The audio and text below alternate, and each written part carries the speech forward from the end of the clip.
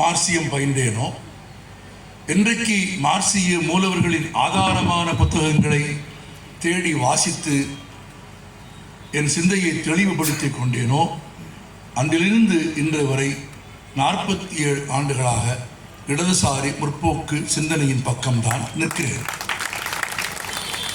அது வல்லாத வேறு எந்த மேடைகளிலும் எவ்வளவு பொருள் கொடுத்த போதிலும் நான் போனதில்லை. ஏனென்றால் நீங்கள் குறிப்பிட்டது போல் என் வேர் இங்கேதான் இருக்கிறது. ஆனால் இன்னொன்றை நான் சொல்ல விரும்புகிறேன். வேர் இங்கேயே இருக்கிறது என்பதை உணர்ந்து கொஞ்சம் ஓரளவு நன்றாகவும் பேசிவிடுவான் என்று நம்பி என்னை பேசுவதற்கு அழைத்ததற்காக விருதுநகர் மாவட்ட தோழர்களுக்கு நெஞ்சம் நிறைந்த நன்றியை தெரிவித்துக் கொள்கிறேன். நீங்கள் அழைத்தாலும் வருவேன்.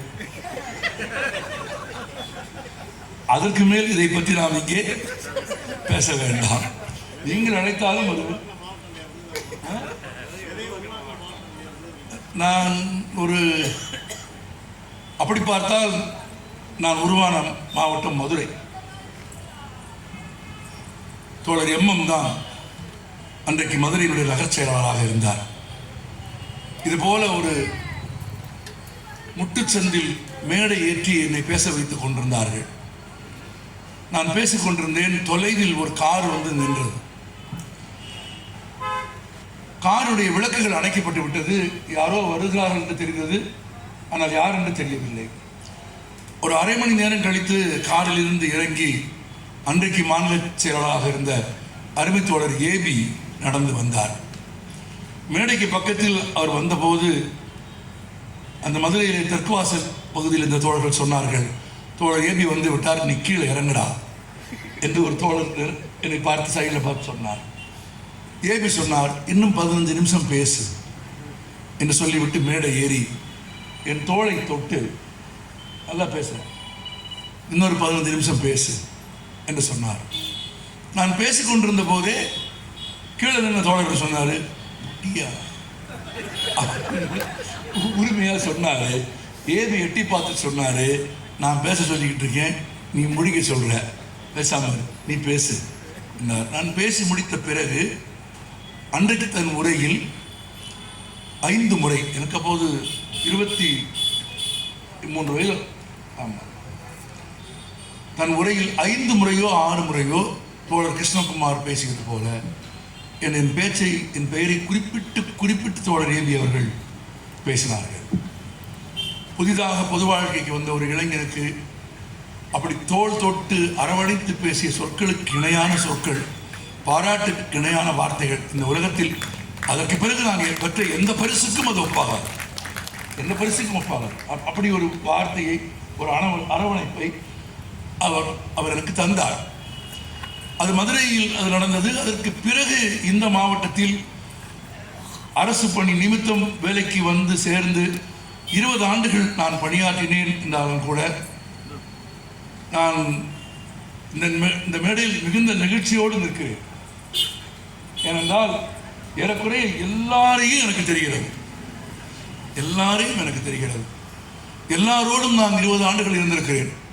அதற்கு பிறகு நீங்கள் சொன்னது போல கிளை பரப்புவதற்காக, அது இலைன்னு சொல்லிடாதீங்க தயவு செஞ்சு, தமிழ்நாட்டில் வேண்டாம், கிளை பரப்புவதற்காக பணி நிமித்தம் சென்னைக்கு போயிருந்தாலும் கூட இந்த முகங்களையும் இந்த மனிதர்களையும் இந்த தோழமையையும் இன்றைக்கு இந்த நிகழ்ச்சிக்கு வருவதற்கு முன்பு கூட விருதுநகரிலிருந்து வருகிற போது அந்த 20 ஆண்டு காலத்தில் விருதுநகரில் சந்தித்த மனிதர்களையும் அவர்களோடு வாழ்ந்த தருணங்களையும் அவர்களிடமிருந்து கற்றுக்கொண்டவைகளையும் அவர்களுக்கு கற்றுக் கொடுத்ததையும் பெரும் மகிழ்ச்சியோடு நினைவு கூர்ந்துதான் வந்தேன். அதனால் நான் இப்போது சொல்லுகிறேன், திரும்பவும் சொல்லுகிறேன், இந்த நல் வாய்ப்பை இந்த மேடையில் பேசுவதற்கு நான் மனதால் அறிவால் ஏற்றுக்கொண்ட தத்துவத்தின் சிறப்பை பேசுவதற்கு எனக்கு ஒரு நல் வாய்ப்பை அளித்தமைக்காக அன்பு தோழர் மாவட்ட செயலாளர் குருசாமி உள்ளிட்ட மாவட்ட குழுவிற்கு என் நெஞ்சம் நிறைந்த நன்றியை நான் காணிக்கையாக்குகிறேன். நண்பர்களே, சோசியலிசமே மாற்று, அதில் எனக்கு எந்த குழப்பமும் எப்போதும் இருந்ததில்லை. இந்த உலகில் பல தத்துவங்கள் பிறந்திருக்கிறது, பல தத்துவங்கள் எழுதப்பட்டிருக்கிறது. இந்த நாட்டின் விடுதலைக்கு போராடிய மகாத்மா காந்தி கூட ஒரு தத்துவத்தை முன்மொழிந்தார். அந்த தத்துவத்தை நீங்கள் பின்பற்றினால் அதன் வழியாக சமூக மாற்றத்தை முடியும் என்று சொன்னார். கிறிஸ்து பிறப்பதற்கு 2300 ஆண்டுகளுக்கு முன்பு வாழ்ந்த புத்தன் ஒரு தத்துவத்தை இந்த உலகத்திற்கு முன்மொழிந்தார். இன்னும் சொல்ல போனால் கம்யூனிஸ்ட் கட்சி அறிக்கையின் வாசகத்தில் துவக்கத்தில் மாமேதை மார்க்ஸ் குறிப்பிட்டது போல, இவ்வளவு காலம் வரையிலான உலகத்தின் வரலாறு என்பது வர்க்கங்களின் போர்தான், வர்க்கங்களின் வரலாறு தான் என்பது மட்டுமல்ல, அதற்கு முன்பு வாழ்ந்த எல்லோரும் இந்த உலகத்தை விளக்கினார்கள், இந்த உலகத்தை பற்றி பேசினார்கள். ஆனால் இந்த உலகம் சந்திக்கும் தீர்வுகளுக்கான வழியை இந்த உலகத்திற்கு முதலில் சொன்ன தத்துவம் சோசலிசம் தான். புரட்சியை நடத்தி முடித்த பிறகு காஸ்ட்ரோ ஒரு சிறிய கிராமத்திற்கு போனார், கியூபாவில்.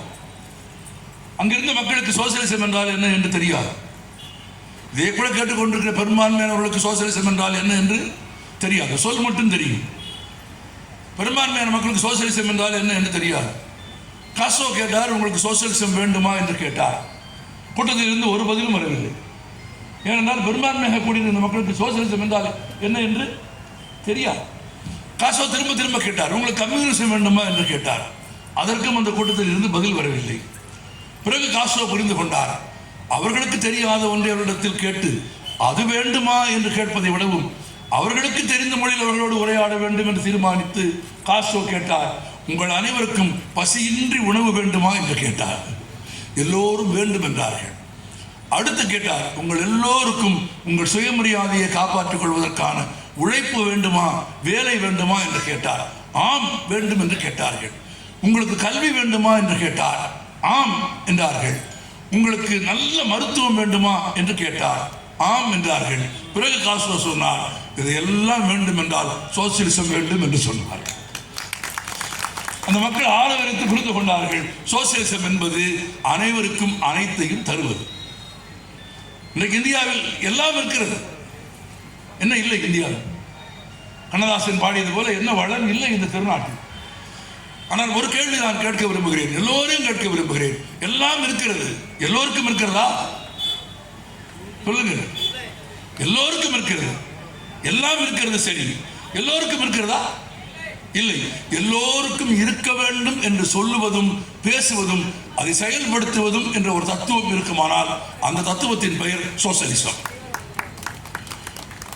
எல்லா இயற்கை வளங்களும் எல்லா சொத்துக்களும் மண்ணும் பூமியும் வானமும் மனிதருக்கு சொந்தமில்லை, அனைவருக்கும் சொந்தம். நான் எளிய கேள்வி கேட்கிறேன், ஓடும் நதி யாருக்கு சொந்தம்?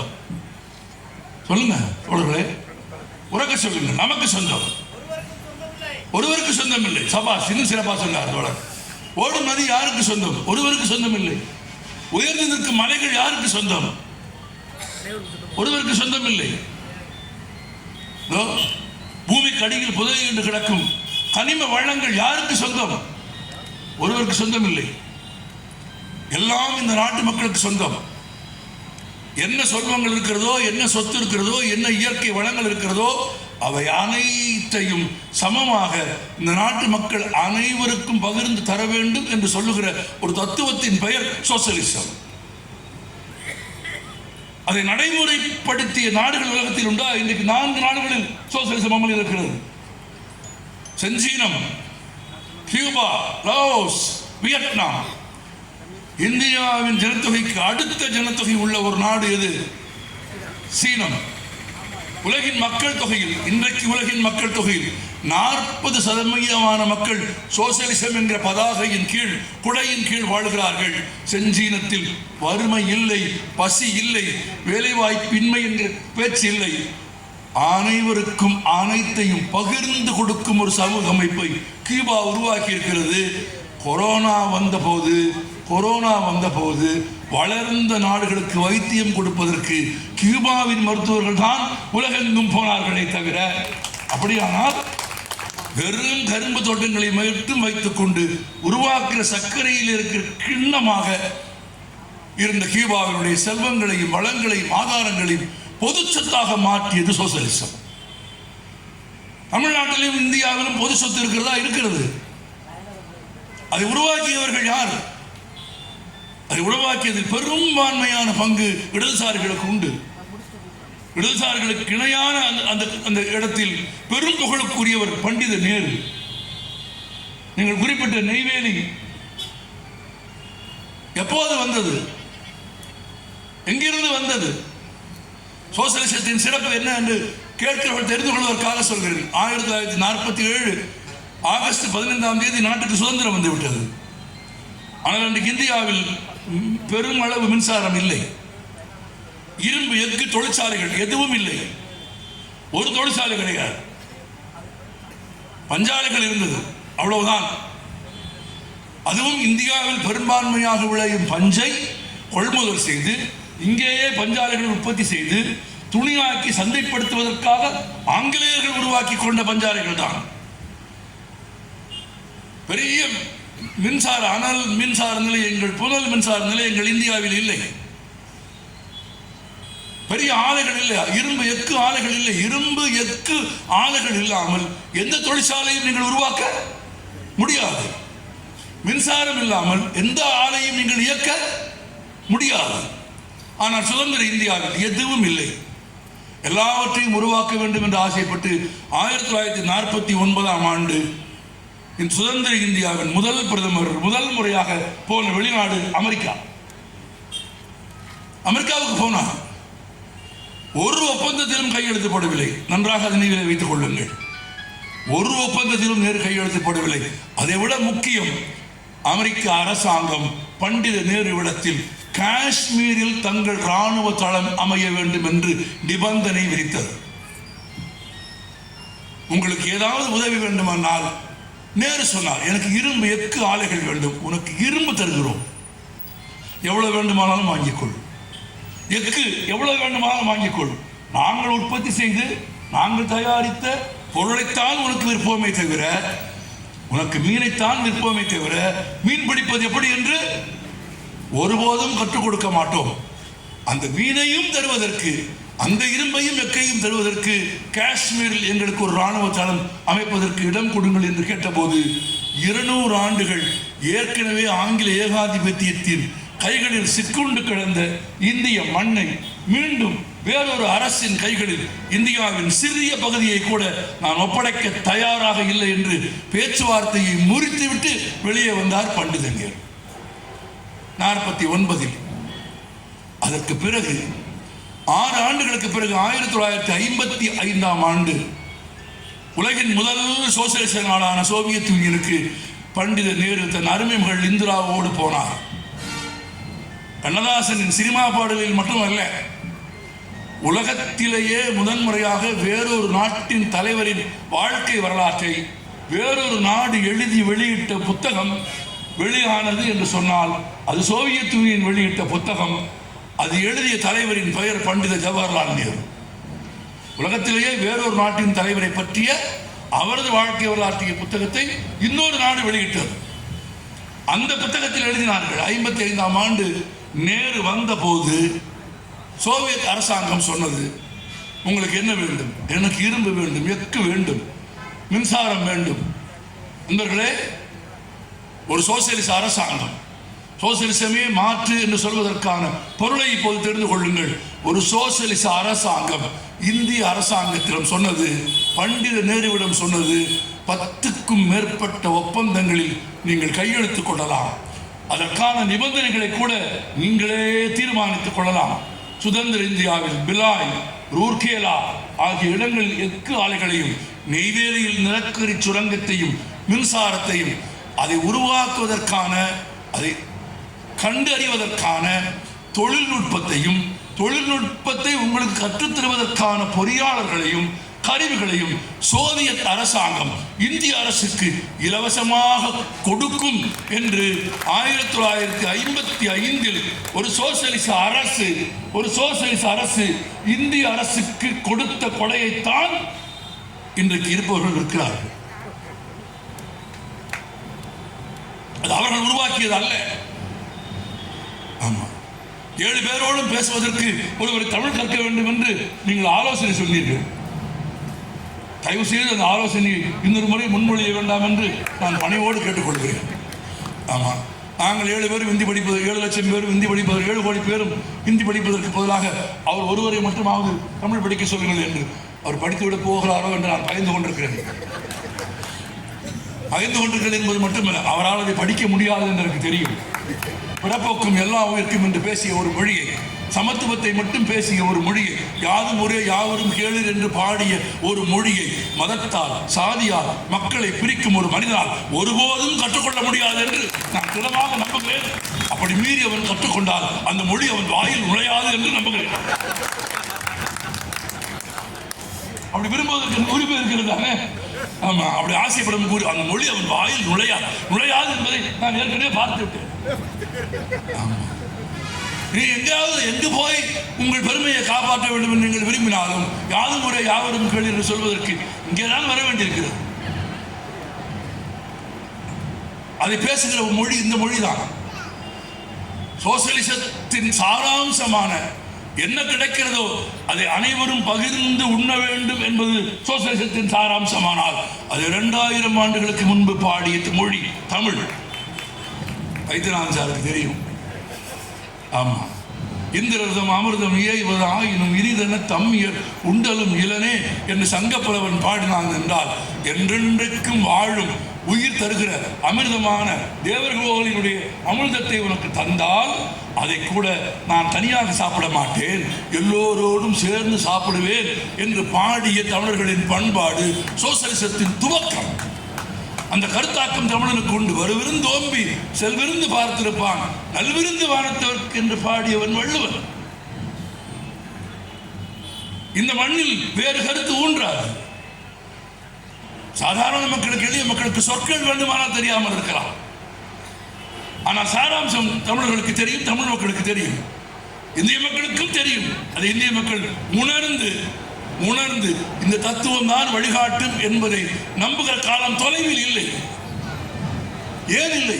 இதோ மின்சாரம் இருக்கிறது, பொதுத்துறையில் இருக்கிறது.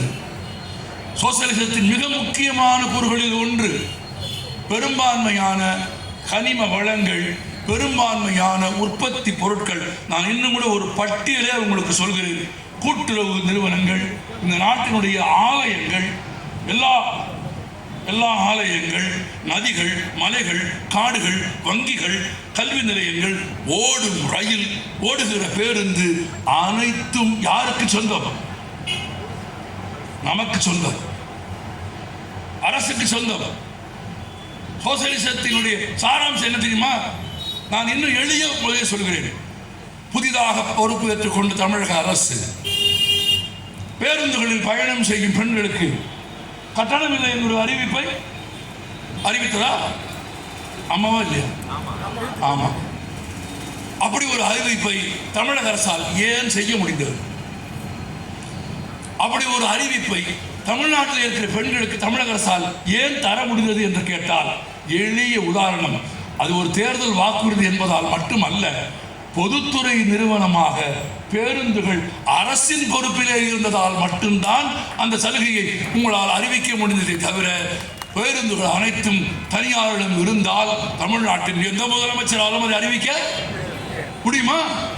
முடியாது. அப்படியானால் சோசலிசத்தின் அடிப்படை கூறு என்பது என்ன?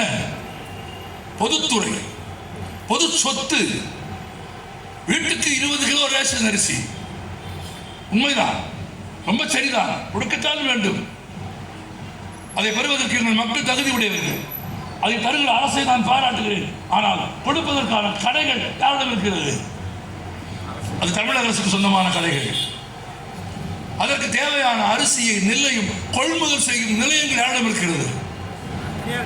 அப்படியானால் கொள்முதலும் பொது விநியோகமும் சீராக இருக்குமானால் 20 கிலோ அரிசியை எல்லா வீட்டுக்கும் நீங்கள் கொடுக்க முடியும் என்றால், பொது விநியோகமும் அதன் மூலமாக பொது கொள்முதலும் தான் சோசலிசத்தின் சாராம்சம் என்று சொன்னால், 20 கிலோ ரேஷன் அரிசி வாங்குகிற எல்லாருக்கும் புரியும். 20 கிலோ ரேஷன் அரிசியின் பெயர் சோசலிசத்தின் அடையாளம்.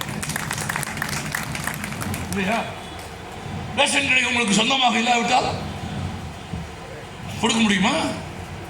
பொது கொள்முதல் நிலையங்களை வைத்து தஞ்சை மாவட்டத்தில், தமிழ்நாட்டில் தென்னார்காடு மாவட்டத்தில் நெல்லை அரசு கொள்முதல் செய்து பிறகு அதை அரிசி ஆக்காமல் பொது கொள்முதல் இல்லாமல் பொது விநியோகம் சாத்தியமா? பொது விநியோகம் என்பது என்ன? சோசியலிசம் தானே பொது விநியோகம். 20 கிலோ அரிசி என்பது வேறொன்றும் இல்லை, சோசியலிசத்தின் அடையாளங்களில் ஒன்று. பேருந்தில் கட்டணம் இல்லாத பயணம் என்பதன் அடையாளம் என்ன? பொதுத்துறையின் அடையாளங்களில் ஒன்று. வங்கிகள் யார் சொத்து?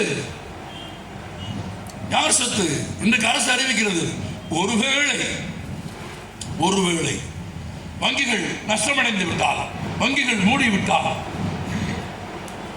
எவ்வளவு காப்பீட்டுத் துறை தரலாம் என்று அரசாங்கம் ஆணையிடுகிறது. எப்படி பொதுத்துறை நிறுவனங்களான வங்கிகள் மூடும்? பொதுத்துறை நிறுவனங்களான வங்கிகள் மூடப்பட்டு விட்டது என்று சொன்னால் இந்திய அரசு திவாலாகிவிட்டது என்று பொருள். இந்திய அரசு திவால் ஆகாமல் பொதுத்துறை வங்கிகளை இன்றைக்கும் யார் காப்பாற்றுவது? நீங்களும் நானும் சேர்ந்து கூட்டாக போட்டு வைக்கிற சிறுவாடி பணம் என்று ஒன்று இல்லாவிட்டால் இந்த சிறு துளி பெருவெள்ளமாய்த்தானே இந்தியாவின் நிதி ஆதாரங்கள் இயங்குகிறது. அந்த நிதி ஆதாரங்கள் எல்லோருக்குமானதாக இருக்க வேண்டுமா இல்லையா? எல்லோருக்குமானதாக இருக்க வேண்டும். இன்றைக்கு எல்லோருக்குமானதாக அரசு மருத்துவமனைகள் இருக்கிறது. ஒன்றுமில்லை, காலை உணவு திட்டம் முதல்வர் அறிவிக்கிறார். நான் பல நிகழ்ச்சிகளில் பல கூட்டங்களில் முதல்வருக்கு நன்றி சொல்லியிருக்கிறேன். ஏனென்றால் என்னுடைய கடந்த கால மேடைகளில் நான் பலமுறை பேசிய ஒரு கோரிக்கை அது. மதிய உணவு திட்டத்தை பாராட்டி எல்லோரும் பேசுவார்கள். ஒரு முறை மதிய உணவு திட்டம் சம்பந்தமாக தமிழக சட்டமன்றத்தில் ஒரு விவாதம் நடக்கிறது.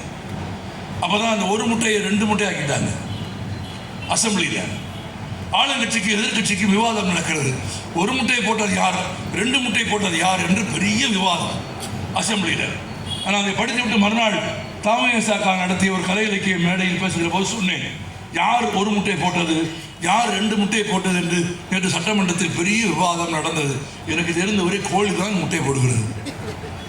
நீங்கள் யாரும் முட்டையை போட முடியாது. நீங்கள் போடுகிற எந்த முட்டையும் முட்டையாக இருக்காது, அது கூமுட்டையாகத்தான் இருக்கும் என்று நான் பேசிவிட்டு, மதிய உணவில் முட்டை போடுவதற்காக பெருமை கொண்டாடுகிறீர்களே, குழந்தைகளுக்கு காலையில் பசிக்கின்றானே, காலையில் பசியோடு வரும் குழந்தைகளுக்கு உணவு தருவதை பற்றி நீங்கள் எப்போது யோசிப்பீர்கள் என்று நான் ஒரு 20 ஆண்டு காலம் தமிழ்நாட்டு மேடைகளில் பேசியிருக்கிறேன். இன்றைக்கு காலை உணவு 1 லட்சம் குழந்தைகளுக்கு தரப்படுகிறது என்றால், அரசு பள்ளிக்கூடங்கள் இல்லாவிட்டால், அரசு நடத்துகிற பொதுத்துறை சார்ந்த கல்வி நிறுவனங்கள் உங்கள் கைகளில் இல்லாவிட்டால் அந்த குழந்தைகளின் பசியை உங்களால் போக்கி இருக்க முடியுமா? அப்படியானால் பள்ளிக்கூடத்தில் காலையில் குழந்தை சாப்பிடுகிற காலை உணவின் இன்னொரு பெயர் சோசியலிசம். இந்த சமூகத்தினுடைய மொத்த சொத்து யாருக்கு சொந்தம்? அனைத்து மக்களுக்கும் சொந்தம். அதை அனைத்து மக்களுக்கும் பிரித்து கொடுப்பது. ஓடுகிற ரயில் யாருக்கு சொந்தம்? சிறுவர்களாக போடலாம், உலகம் பிறந்தது எனக்காக, ஓடும் நதிகளும் எனக்காக. தப்பு. உலகம் பிறந்தது நமக்காக, ஓடும் நதிகள் நமக்காக. இந்த சமூகத்தின் ஒவ்வொரு மனிதனுக்கும் இந்த சமூகத்தில் இந்த பூமியில் இருந்து கிடைக்கிற எல்லா சொத்தின் மீதும் உரிமை இருக்கிறது. அந்த உரிமையை பகிர்ந்து கொடுப்பதுதான் கூட்டுறவு இயக்கம். அதை பகிர்ந்து கொடுப்பதுதான் பொதுத்துறை நிறுவனங்கள். அதை பகிர்ந்து கொடுப்பதுதான் தேசிய மயத்தின் அடையாளம். அதனால்தான் காலஞ்சென்ற கவிஞர் கந்தர்வன் எழுதினார், அது என்ன அங்கொன்றும் இங்கொன்றுமாய் தேசிய மயம், தேசத்தையே தேசிய மயமாக்குவோம் என்று எழுதினார். ஒரு தேசம் தேசியமயமானால், ஒரு தேசம் அது என்ன அங்கொன்றும் இங்கொன்றுமாய் தேசியமயம், தேசத்தையே தேசியமயமாக்குவோம் என்று எழுதினார். தேசமே தேசியமயமானால் அதன் பொருள் அந்த நாடு சோசியலிச நாடு என்று பொருள். இவ்வளவுதான். ஒரு தேசம் முழுவதும் தேசியமயமாகிவிட்டால் அப்படித்தான் சீனா இயங்குகிறது. இன்னைக்கு உலகின் வர்த்தக சந்தையில் சீனா முதலிடத்தில் நிற்கிறது. உழைப்பை பெறுவதில், திட்டமிடுவதில் சோசியலிசத்தின் பங்கு வெறும் கிடைக்கிற உணவை பகிர்ந்து கொடுப்பது மட்டும் அல்ல, எதை தயாரிப்பது, எதை உற்பத்தி செய்வது, இந்த சமூகத்திற்கு எது தேவை, இதை தீர்மானிப்பது சோசியலிசம்.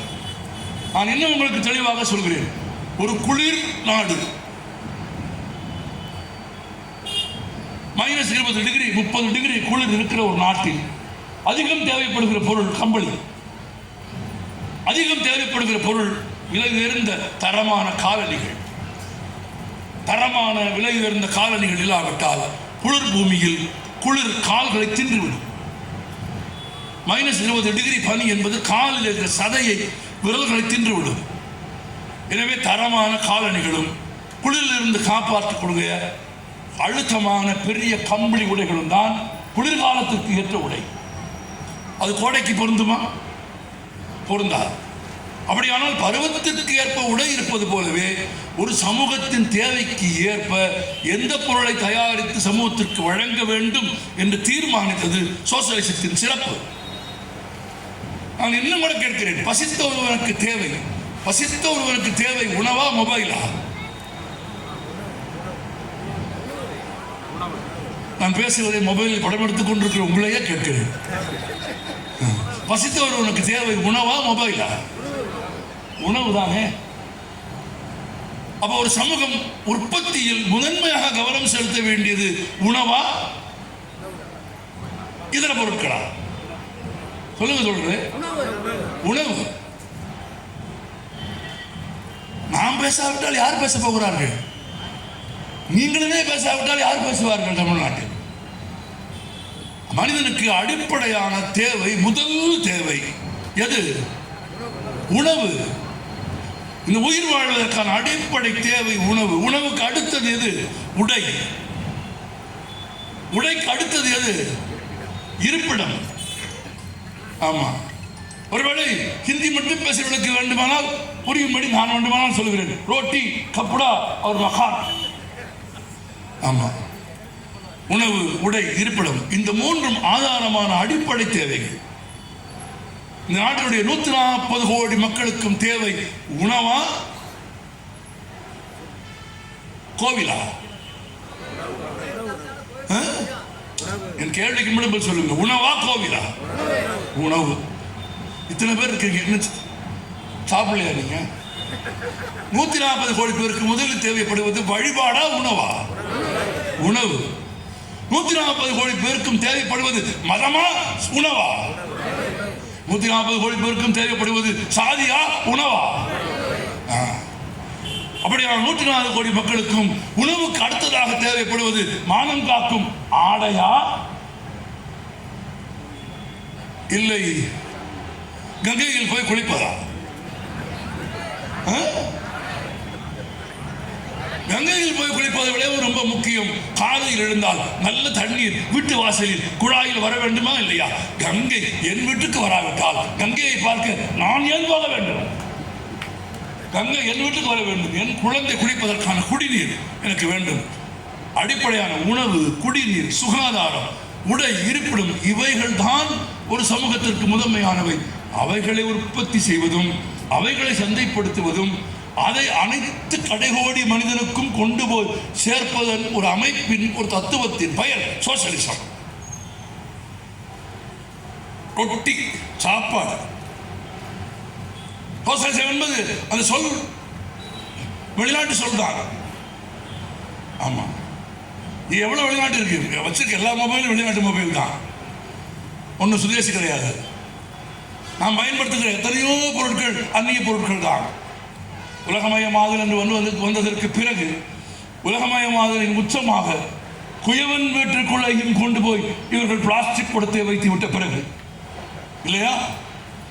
குயவன் வீட்டுக்குள்ளையும் பிளாஸ்டிக் குடத்தை வைத்து விட்ட அளவுக்கு ஒரு சமூகம் வணிகமயமாகி வர்த்தகமயமாகி எது தேவையோ அதை உற்பத்தி செய்யாமல் எதை உற்பத்தி செய்கிறானோ அதை வாங்க வேண்டும் என்று விரும்புவது தானே நீங்கள் சொன்ன விளம்பரங்கள்.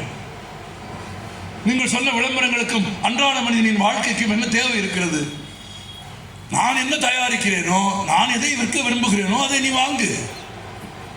அதை நீ வாங்க வேண்டும் என்பது ஒரு கலாச்சாரம். நாங்கள் உற்பத்தி செய்வதை வாங்க வேண்டியது உன் கடமை என்பது முதலாளித்துவம், சந்தைப்படுத்தும் நுகர்வு கலாச்சாரம். எளிய மனிதனுக்கு என்ன தேவையோ அதை மட்டும் உற்பத்தி செய்வது என்று திட்டமிடுவது சோசலிசம். அந்த திட்டமிடுதலை ஒரு ஆண்டுக்கல்ல, 2 ஆண்டுக்கல்ல, 5 ஆண்டுகளுக்கு திட்டமிட்டு உலகத்திலேயே நிதிநிலை அறிக்கைகளை தயாரிப்பதற்கான 5 ஆண்டு கால முன்வரைவு திட்டத்தை சமர்ப்பித்த பெருமைக்குரிய உலகத்தின் ஒரே நாடு சோவியத் அரசாங்கம். இன்றைக்கு உலகத்தில் போடப்படுகிற எல்லா நிதிநிலை அறிக்கைகளுக்கும், இன்றைக்கு உலகத்தில் சமர்ப்பிக்கப்படுகிற எல்லா நிதிநிலை அறிக்கைகளுக்கும் ஆதாரமான 5 ஆண்டு திட்டங்களை உலகத்திற்கு அறிமுகப்படுத்தியது சோசலிஸ்டுகள் தான். சோசலிசம் தான் அறிமுகப்படுத்தியது. அப்படியானால் வெறும் சோறு தானா உங்கள் பிரச்சனை என்று ஒரு கேட்பார். இந்த கேள்வியை ஜீவாவை பார்த்து ஒருத்தர் கேட்டார். எப்ப பார்த்தாலும் கம்யூனிஸ்டுகள் உணவு, சோறு சோறு சோறு என்று பேசுகிறீர்கள், உங்களுக்கு மானம் பெரிதில்லையா என்று ஜீவாவை பார்த்து கேட்டார். ஜீவா சொன்னார், எனக்கு என்ன இல்லையோ அதை நான் போராடுகிறேன். எங்களுக்கு சோறு இல்லை, போராடுகிறோம். உனக்கு மானம் இல்லை, நீ மானத்திற்கு போராடு. யார் யாருக்கு என்ன இல்லையோ அதற்கு அவரவர்கள் போராடி கொள்ளட்டும் என்று ஜீவா பதில் சொன்னார் என்று சொல்வார்கள். ஏன் சோறுக்காகத்தான் நீங்கள் ஆம், தனி ஒருவனுக்கு உணவில்லை என்று ஜகத்தினை அழித்திடுவோம் என்பது எங்கள் இயக்கத்தின், எங்கள் மண்ணின் குரல். தனி ஒருவன் தான் யார்? தனி ஒருவன் தான் யார்? சாதாரணமான சொல் கிடையாது அது. நான் வீட்டுக்கு போறேன், நீங்க எல்லா வீட்டுக்கு போறோம், சாப்பிட்டியான்னு கேட்க ஆள் இருக்கு, இருக்கா? நட்போ உறவோ தெரிஞ்சவங்களோ, வீட்டில் மனைவியோ தாயோ தகப்பனோ சகோதரனோ யாரோ ஒருவராவது சாப்பிட்டியா என்று கேட்கிறாங்க. ஆனால் அப்படி நீ சாப்பிட்டியா என்று கேட்பதற்கு கூட ஆள் இல்லாத தனி ஒருவனுக்கும் கூட உணவு தருகிற ஒரு சமூகம் வேண்டும் என்று பாடுவதுதான் சோசியலிசத்தின் சாராம்சம்.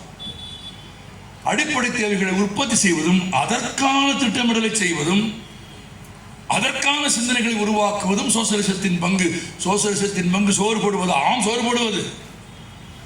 முதலில் உணவு தருவது, பிறகு உடை தருவது, பிறகு இருப்பிடம் தருவது, பிறகு என்ன தருவீர்கள்? சோசலிசம் கல்வி கொடுத்திருக்கிறது. முற்போக்கான விஞ்ஞானபூர்வமான கல்வியை கொடுத்திருக்கிறது. உலகத்தில் சோசலிசம் வென்ற நாடுகளில் சோசலிசம் வெளியிட்ட அனைத்து புத்தகங்களையும், பெரும்பான்மையான புத்தகங்களை தமிழ் மொழிபெயர்ப்பில் வாசித்த பெருமிதத்தோடு சொல்கிறேன். பகுத்தறிவை, மனித குலத்தை பற்றிய பார்வையை, மனிதகுல வரலாற்றை பற்றிய தெளிவை, உணவு முக்கியம், உடை முக்கியம், எது எது முக்கியம், எது தேவை என்று கற்றுக் கொடுத்தது சோசலிசத்தினுடைய நூல்கள், தத்துவங்கள். அது கல்வி கொடுத்தது. கீபாவில் உலகத்தில் எந்த நாட்டிலும் இல்லாத சுகாதார அமைப்பு கட்டமைக்கப்பட்டிருக்கிறது. உலகத்தில் எந்த நாட்டிலும் இல்லை. அவ்வளவு மருத்துவர்கள், அவ்வளவு மருத்துவம். கொரோனா வந்தபோது மருத்துவர்களே மருத்துவமனைகளை மூடிவிட்டு அஞ்சு ஓடிவிட்ட காலத்தில் பிற நாடுகளுக்கும் போய் சேவை செய்த மருத்துவர்களை உருவாக்கி வைத்திருந்தது கியூபா சோசலிச அமைப்பு. கல்வி மட்டும் இல்லை, கல்வியோடு கூடிய தரமான இலக்கியத்தை உருவாக்கியதும் சோசலிசம் தான். சோசலிசம் என்பது மனிதனை மேன்மைப்படுத்துகிற அமைப்பு. சக மனிதனின் பசியிலும் துன்பத்திலும் துணை நிற்கும் ஒரு அமைப்பு. பொது செல்வங்களை, பொது சொத்துக்களை கொள்முதல் செய்து பொது விநியோக முறையின் மூலமாக இந்த சமூகத்திற்கு உழைக்கிற ஒவ்வொரு மனிதனுக்கும் தனி ஒருவனுக்கும் கூட அவன் பசியை உணர்ந்து அவனுக்கு உணவும் வேலை வாய்ப்பும் சுயமரியாதை உள்ள வாழ்க்கையும் தருவது ஒரு தத்துவத்தின் பெயர் சோசலிசம்.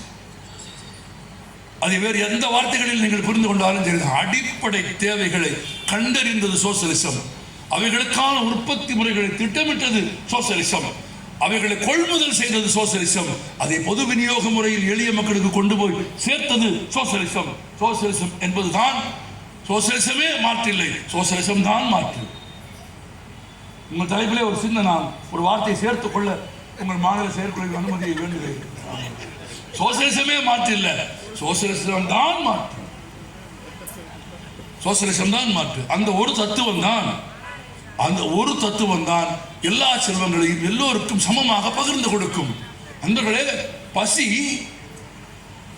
யானைக்கும் எறும்புக்கும் ஒன்றுதான். யானைக்கும் எறும்புக்கும் ஒன்றுதான். பசி உணர்வு வந்து விட்டால் எறும்பின் பசியும் யானையின் பசியும் வேறு வேறு அல்ல.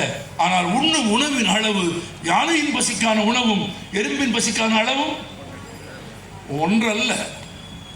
அப்படியானால் யானைக்கு என்ன உணவு தர வேண்டும், எறும்புக்கு என்ன உணவு தர வேண்டும் என்று யானையை வளர்க்கிறவனுக்கும் எறும்புக்கு பச்சரிசி போடுகிறவனுக்கும் தெரிந்தது போல ஒரு குடும்பத்தின் உறுப்பினர்கள் எத்தனை பேர் என்று கண்டறிந்து அந்த குடும்பத்தின் தேவைக்கான ரேஷனையும் அளவையும் தீர்மானித்தது சோசியலிசம் என்று தெரிந்து கொள்ளுங்கள். அவ்வளவு ஒரு துல்லியமான கணக்கீடு உள்ள ஒரு தத்துவம் அது. இன்னைக்கு உலகத்தில் 4 நாடுகள் தான் இருக்கிறது. ஆனால் உலகின் ஜனத்தொகையில் 40% மக்கள் சோசியலிசம் என்ற பதாகையின் கீழ் வாழுகிறார்கள். மிகச்சிறந்த வாழ்க்கையை வாழுகிறார்கள். மருத்துவத்தில், கல்வியில், விஞ்ஞானத்தில், தொழிலில், வர்த்தகத்தில் உலகின் அனைத்து நாடுகளோடும் போட்டியிடுகிற இடத்திற்கு வல்லமை மிக்கவர்களாக அவர்களை அது மாற்றி இருக்கிறது. கல்வி, மொழி, கலாச்சாரம். அவர் பேசுகிற போது சொன்னார், மொழி மாறி மாநிலங்களுக்கு போராடியது, மொழி மாறி மாநிலங்களுக்கு போராடியது இடதுசாரிகள், சோசியலிஸ்டுகள். எல்லா மொழிகளையும் அங்கீகரித்தவர்கள், எல்லா மொழிகளையும் அங்கீகரித்தவர்கள், எல்லா மொழிகளிலும் இருக்கிற இலக்கியங்களையும், எல்லா மொழிகளில் இருக்கிற இலக்கியங்களையும் எல்லா மொழிக்காரர்களுக்கும் மாற்றித் தருவதற்கான கலை இலக்கிய படை வரிசையை இந்த உலகத்தின் எல்லா இடங்களிலும் உருவாக்கிய பெருமை சோசியலிஸ்டுகளுக்கு உண்டு. நண்பர்களே, நான் நிறைவாக ஒரு செய்தியை சொல்லிவிட்டு என் உரையை நிறைவு செய்ய விரும்புகிறேன். 1976ஆம் ஆண்டு அன்றைக்கு நாட்டில் அவசர நிலைமை அமலில் இருந்தது.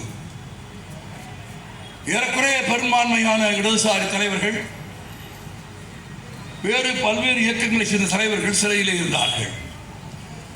பலர் தலைமறைவாக இருந்த ஒரு காலம். அப்போது அவசர நிலைமை அமல்படுத்திவிட்டு இந்தியாவின் பிரதமராக திருமதி இந்திரா காந்தி இருந்தார். திருமதி இந்திரா காந்தி 1975 ஜூலை 25ஆம் தேதி அவசர நிலைமையை அறிமுகப்படுத்தினார். ஓராண்டு கழித்து 1976ஆம் ஆண்டு நவம்பர் 2ஆம் தேதி எதிர்க்கட்சி வரிசையில் யாரும் இல்லாத பாராளுமன்றத்தில், ரொம்ப முக்கியம், இப்போ போல எதிர்க்கட்சி வரிசையில் யாரும் இல்லாத பாராளுமன்றத்தில் இந்தியாவினுடைய அரசியல் சாசனத்தை உருவாக்கிய மாமேதை அம்பேத்கர் நமக்கு உருவாக்கி தந்த அரசியல் சாசனத்துக்கு ஒரு திருத்தத்தை 1976 நவம்பர் 2ஆம் தேதி இந்தியாவினுடைய 5வது பாராளுமன்றத்தில் திருமதி இந்திரா காந்தி முன்மொழிந்தார். The 42nd Amendment என்று அறியப்படும் 42வது திருத்தம். அந்த திருத்தத்தின் பல பகுதிகள் நமக்கு உடன்பாடு அற்றவை. அது நிறைவேற்றப்பட்ட விதம் நமக்கு உடன்பாடு இல்லை. அன்றைக்கு இருந்த அவசர நிலைமை நமக்கு சம்மதம் இல்லை. அது ஜனநாயகத்தை முடக்கிய செயல். ஆனால் அதே 42வது திருத்தத்தில் அதுவரை அழைக்கப்பட்டு வந்த இந்தியாவினுடைய பெயர் எப்படி அழைக்கப்பட வேண்டும் என்ற திருத்தத்தை இந்திரா காந்தி செய்தார். அதற்கு முன்பு இருந்தது சோவரின் டெமோக்ராட்டிக் ரிபப்ளிக், மாட்சிமை பொருந்திய சுயாட்சி பெற்ற ஜனநாயக குடியரசு. இந்தியா என்பது மாட்சிமை பெற்ற சோவரின், தன் உரிமை உள்ள, விடுதலை பெற்ற, மாட்சிமை பொருந்திய, எப்படி வேணா சொல்லலாம். ஆமா, தனித்துவம் மிக்க தனி ஆளுமையும் அரசும் கொண்ட சோவரின் டெமோக்ராட்டிக் ரிபப்ளிக் என்பதுதான் இந்திய அரசை பற்றிய இந்தியாவின் அரசியல் சாசனத்தில் இருந்த பெயர், ஜனநாயக குடியரசு. இந்திரா காந்தி அதை மாற்றினார். சோவரின் டெமோக்ராட்டிக் ரிபப்ளிக் என்பதை sovereign socialist secular democratic republic என்று மாற்றினார். அதை வெறும் பெயர் மாற்றமாக பார்க்க முடியாது. இந்தியா என்பது தனித்துவமான ஆளுமை மிக்க ஜனநாயக குடியரசு என்று இருந்த பெயரை எப்படி மாற்றினார்? சோசியலிச மதச்சார்பற்ற ஜனநாயக குடியரசு என்று மாற்றினார். சோசியலிச ஜனநாயக மதச்சார்பற்ற குடியரசு என்று 1976ஆம் ஆண்டு அவர் மாற்றியதற்கு என்ன நோக்கம் என்று எனக்கு தெரியாது. அவர் மாற்றிய சூழல் உடன்பாடற்ற சூழல் தான். ஆனால் அவர் மாற்றியது தான் இன்றைக்கு இல்லை, என்றைக்கும் இந்தியாவின் அடையாளமாக இருக்க வேண்டும், இருக்கும். இந்த மாற்றத்தை 42வது திருத்தத்தின் மூலம் இந்திரா காந்தி கொண்டு வந்த அந்த மாற்றத்தை மீண்டும் அழித்து அரசியல் சாசனத்தில் இருக்கிற செக்யூலர் என்கிற வார்த்தையையும் சோசியலிஸ்ட் என்ற வார்த்தையில் பெயரில் கூட எல்லோருக்கும் எல்லா சொத்தும் பொது என்கிற சொல்லும், எல்லா மதமும் ஒன்று என்ற சொல்லும் இருக்கக்கூடாது என்று கருதுகிறவர்கள் அதிகாரத்துக்கு வந்துவிட்ட இந்த அபாயகரமான சூழலில் இல்லை. சோசலிசமே, செக்குலரிசமே, ஜனநாயகமே இந்தியாவின் வளர்ச்சிக்கு துணை நிற்கும். எனவே சோசலிசமே மாற்று அல்ல, சோசலிசம் தான் மாற்று. நன்றி.